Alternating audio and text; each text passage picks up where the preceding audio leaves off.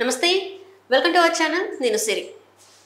సినీ రంగంలో నందమూరి బాలకృష్ణ గారు అయితే 50 సంవత్సరాలు పూర్తి చేసుకున్నారు. సో ఈ సందర్భంగా అయితే సినిమా ఇండస్ట్రీలో ఉన్న పెద్దలందరూ కూడా ఒక ఈవెంట్ని అయితే చేస్తున్నారు.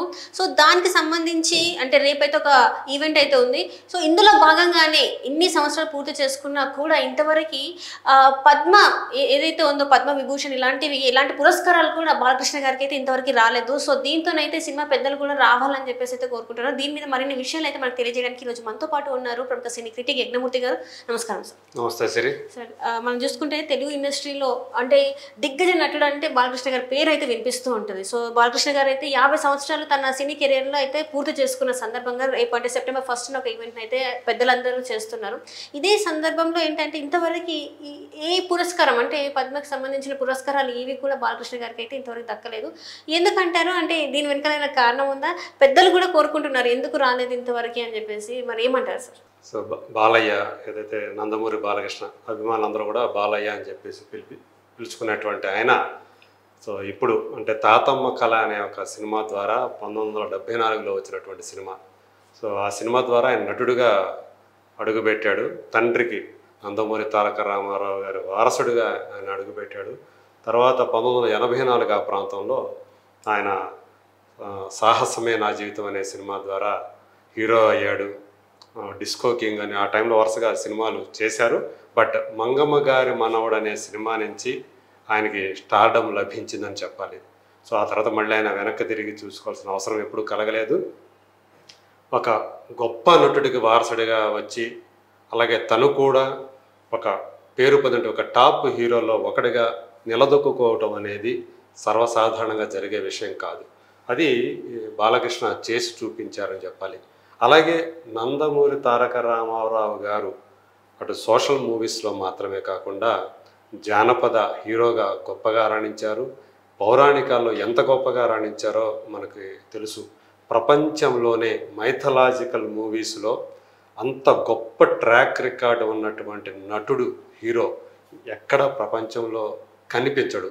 అలాంటి ఒక అరుదైన గొప్ప విశిష్టమైనటువంటి నటుడిగా నందమూరి తారక రామారావు గారిని పేర్కొనాలి. సో ఆయన ఆ తర్వాత తరాల్లో చూసుకుంటే అలా అన్ని రకాల జానర్స్లో సో ఈవెన్ ఆయన చారిత్రక చిత్రాల్లో కూడా నటించారు. ఎవరు? ఎన్టీ రామారావు గారు. ఒక శ్రీనాథ కవి సార్వభౌమం కానివ్వండి, ఇవన్నీ కూడా చారిత్రక పురుషుల సినిమాలు, ఆ కథలతో తీసినటువంటి సినిమాలు. సో ఆ రకంగా చూసుకున్నప్పుడు బాలయ్య కూడా సోషల్ మూవీస్లో మాత్రమే కాకుండా భైరవ ద్వీపం లాంటి ఒక జానపద సినిమా చేసి ఆ సినిమా గొప్ప సూపర్ హిట్ అయింది. ఆదిత్య మూవీ కూడా సైన్స్ ఫిక్షన్ మూవీ కూడా అసలు అదైతే ఇంకా అల్టిమేట్ ఇంతవరకు ఆ సినిమాని అంటే తలదన్న సినిమాని ఇంతవరకు రాలేదని చెప్పుకోవాలి సార్. ఎందుకంటే బాలకృష్ణ గారి యాక్టింగ్ అది అంతా చూసుకున్నా కూడా ఇప్పటికి కూడా దానికి వస్తుంది, ఇంకొక అంటే పార్ట్ 2 లాగా వస్తుందని కూడా అంటున్నారు. మరి అది వస్తుందా రాలేదని అందరు కూడా దానికోసం వెయిటింగ్. తెలుగులోనే మొట్టమొదటి సైన్స్ ఫిక్షన్ సినిమాగా అది పేరు ఒక రికార్డులోకి ఎక్కింది. సో అది ఇప్పటికీ కల్ట్ క్లాసిక్గా నిలిచిపోయింది అది. సో అలాగే శ్రీకృష్ణార్జున యుద్ధం లాంటి సినిమాల్లో కూడా ఆయన పౌరాణిక పాత్రలు కూడా చేసి మెప్పించారు బాలయ్య. సో అలాంటి అంటే తన సమకాలీన నటులు చూసుకుంటే తన ముందు తరం తర్వాత ఆ తరంలో చూసుకుంటే ఎవరికి మళ్ళీ ఆ ట్రాక్ రికార్డ్ లేదు. అలాగే కథానాయకుడుగా ఇప్పుడు ఆయన 100 సినిమాల పైనే పూర్తి చేశారు. సో అలాగే అంటే నటుడుగా ఎన్ని రకాల పాత్రలు చేసి ఎన్ని విలక్షణమైన పాత్రలతో మెప్పించి ఒక స్టార్ హీరోగా రాణిస్తూ అలాగే తన తల్లి పేరిట తండ్రి ఏర్పాటు చేసినటువంటి Basavarama Tarakam Indo American cancer hospital ఏదైతే ఉందో దానికి చైర్మన్గా కూడా దశాబ్దాల తరబడి సేవలు అందిస్తూ ఎంతోమంది పేదవాళ్ళకి ఆ క్యాన్సర్ ట్రీట్మెంట్ని అందిస్తున్నటువంటి ఒక గొప్ప మానవతా మూర్తిగా కూడా బాలయ్య నీరాజనాలు అందుకుంటున్నారు.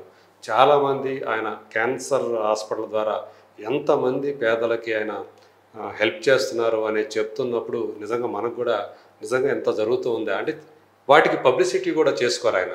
సో అంతమందికి ఆయన సేవ చేస్తున్నారని చెప్పాలి. ఆ రకంగా ఆయన ఒక సామాజిక సేవకుడు కూడా అని కూడా చెప్పాలి.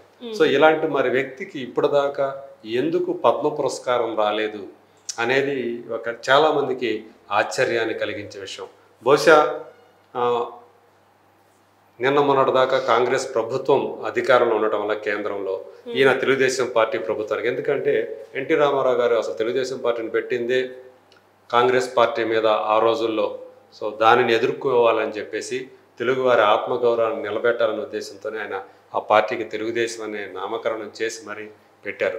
బహుశా రాజకీయ కారణాల వల్లే ఇంతవరకు బాలకృష్ణకి అవార్డు రాలేదని చెప్పేసి మనం అనుకోవాలి. ఏదేమైనా సరే ఇప్పటికి మన దాంట్లో పద్మ పురస్కారాలు అందుకున్నటువంటి ఎంతోమంది చిత్రసీమకు సంబంధించిన వాళ్ళు ఉన్నారు.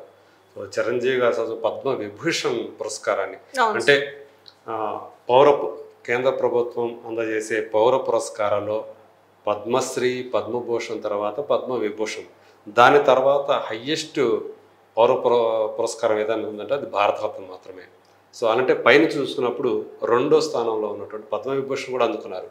అక్కినేని నాగేశ్వరరావు గారికి వచ్చింది, అలాగే చిరంజీవి గారికి వచ్చింది.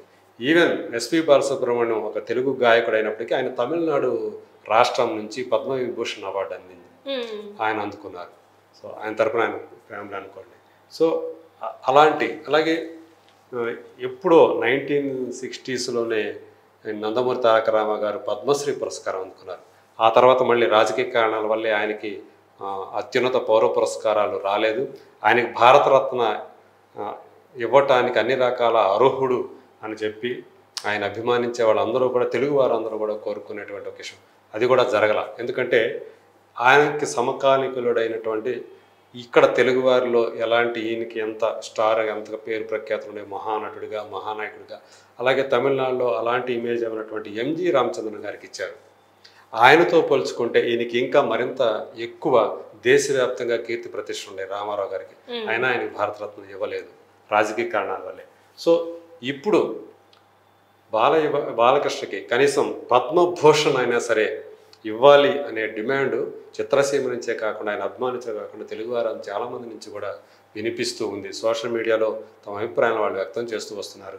మనకు తెలుసు, ప్రతి సంవత్సరం గణతంత్ర దినోత్సవం సందర్భంగా, అంటే జనవరి 26వ తేదీ మనకి రిపబ్లిక్ డే వస్తుంది. ఆ ముందు రోజు రాష్ట్రపతి ఈ పద్మ పురస్కారాలని ప్రకటించే ఆనవాయితీ ఉంది. ఈసారి ఖచ్చితంగా ఈ జనవరిలో పద్మ పురస్కారాల్లో ఖచ్చితంగా బాలయ్యకి పద్మ పురస్కారం వస్తుంది అని చెప్పి చాలామంది ఆశిస్తున్నారు. అందులోనూ పద్మభూషణం లాంటి ఒక ఉన్నత స్థాయి పురస్కారం కనుక ఆయనకి ప్రకటిస్తే మరింత తెలుగు వారందరూ కూడా చాలా చాలా సంతోషిస్తారు.